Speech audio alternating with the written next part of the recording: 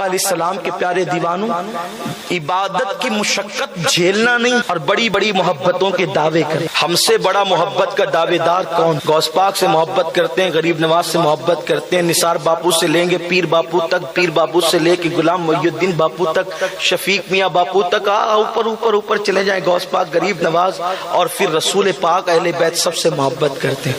محبت میں کرتے کیا ہے؟ تو کہا غلاف چومنے کے سوا اور کچھ نہیں کرتے۔ جو اندر ہے ان کے غلاف چومتے ہیں، جو باہر ہے ان کے ہاتھ چومتے، بس یہی کام ہے۔ اور اتنا کر لیا تو سمجھتے ہیں کہ ہم ان پہ احسان کریں۔ سنیو، اس کا بھی نام محبت ہے۔ محبت بغیر قربانی کے قابل قبول نہیں ہوتی۔ آپ دیکھیں، جس نے محبت کی، بہت پیاری سی بات یاد آئی۔ ایک مرتبہ اللہ کے رسول وضو فرما رہے، سرکار علیہ السلام وضو کرنے، وضو کا پانی نشیب کی طرف، نشیب مطلب گڑے کی طرف، اترتی کی طرف بہ رہا۔ پانی تو اترتی کی طرف ہی بہے گا نا۔ حضور وضو کر رہے، اترتی کی طرف پانی بہ رہا ہے۔ ایک صحابی کھڑے ہیں، حضور کو دیکھ رہے، سرکار فرماتے ہیں کیا ہوا؟ عرض کی حضور میں آپ سے عشق کرتا ہوں، حضور میں آپ سے عشق کرتا ہوں۔ سرکار نے فرمایا کیا کہا؟ عرض کی حضور میں آپ سے عشق کرتا ہوں۔ پھر آقا نے کہا کیا کہا؟ عرض کی حضور میں آپ سے عشق کرتا ہوں۔ آقا فرماتے ہیں یہ پانی دیکھ رہا ہے؟ عرض کی ہاں یا رسول اللہ دیکھ رہا ہوں۔ کتنی تیزی سے بہ رہا ہے؟ یہ نشیب کی طرف، اترتی کی طرف پانی جتنی تیزی سے بہ رہا ہے، اگر تم مجھ سے عشق کرتا ہے تو اس سے تیزی سے تجھ پہ مصیبتیں آئے گی، اس سے تیزی سے تجھ پہ مصیبتیں آئے گی۔ اور اہل عشق کی پہچان ہے کہ جب ان پہ عشق مصطفیٰ کی بنیاد پہ مصیبتیں آئیں، پھر وہ آہو فغاں نہ کرے، اس پہ ثابت قدم رہے۔ ہم پہ کوئی مصیبت نہیں آتی عشق مصطفیٰ کی بنیاد پہ، پھر بھی ہم اس راستے پہ جانے کی کوشش نہیں کرتے۔ اور جو سچے عاشق تھے، اس راہ میں ان کو جلا دیا، ان کو انگاروں پہ لٹا دیا گیا، ان کی جانیں لے لی گئی، ان کے گھر چھین لیے گئے۔ وہ سب پھونک کر کے کہتے ہیں میرا تن من دھن سب پھونک دیا، یہ جان بھی پیارے جلا جان، سب لٹا کر کہتے ہیں۔ امام اہل سنت نے ان کی ترجمانی کی ہے، میرا تن من دھن سب پھونک دیا، یہ جان بھی پیارے جلا جانا۔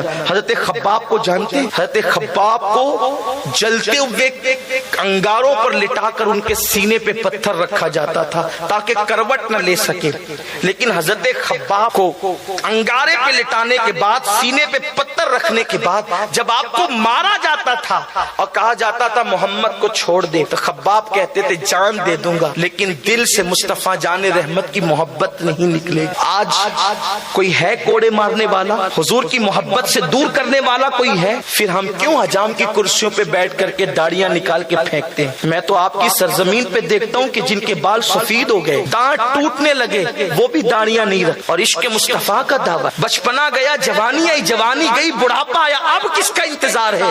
موت کے سوا آنا کیا؟ میرے پیارے آقا علیہ السلام کے پیارے دیوانوں، مجھے بتاؤ، جن کے دلوں میں سچا عشق رسول تھا، وہ تو حضور کے مسکرانے کی ادا کو بھی چھوڑنے کے لیے تیار نہیں تھے۔ جس کو واجب کیا گیا، تاکید کی گئی، وہ تو اپنی جگہ ہے۔ عبداللہ ابن مسعود رضی اللہ تعالیٰ عنہ فرماتے ہیں ہم نے دیکھا کہ سیدنا فاروق اعظم مسجد نبوی شریف میں کے آنگن میں وضو کرتے ہیں اور آسمان کی طرف دیکھ کے مسکراتے ہیں۔ ہم نے پوچھا اے امیر المومنین، مسکرانے کا کوئی موقع تو نہیں، یہاں وضو کر کے کیوں مسکرایا؟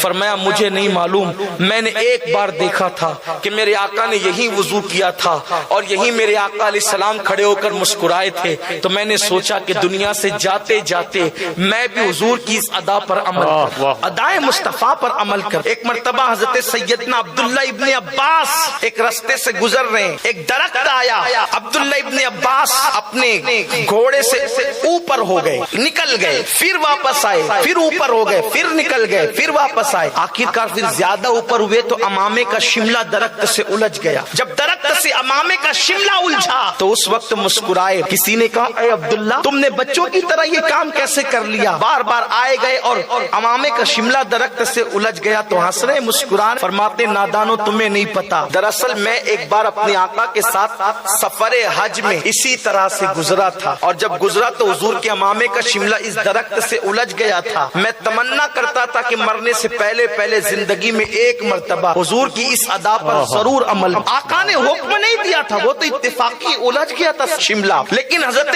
ابن عباس اس پر عمل کرنا چاہتے تھے۔ محبوب کی کی اداؤں سے پیار اتنا تھا، ہمیں کس ادا سے پیار ہے؟ داڑھی رکھنے میں شرمائیں، نماز پڑھنے کے لیے ٹائم نہیں، صدقہ دینے کے لیے جی چرائیں، ڈاکٹروں کے بل دینے کے لیے ہمارے ماتھے پہ شکن نہیں آتی، لیکن اگر صدقہ کسی غریب کو دینا ہو تو ہم گن کے دیتے ہیں، جبکہ اللہ کے رسول نے فرمایا اپنے بیماروں کا علاج صدقے سے کرو، کیونکہ صدقہ بلاؤں سے جنگ کرتا ہے اور آنے والی مصیبتوں کو وہ دور کرتا ہے۔ نہ ہم کبھی صدقے کی طرف توجہ، نہ عبادت کی طرف توجہ، اور حال یہ ہے کہ ہم سے بڑا عاشق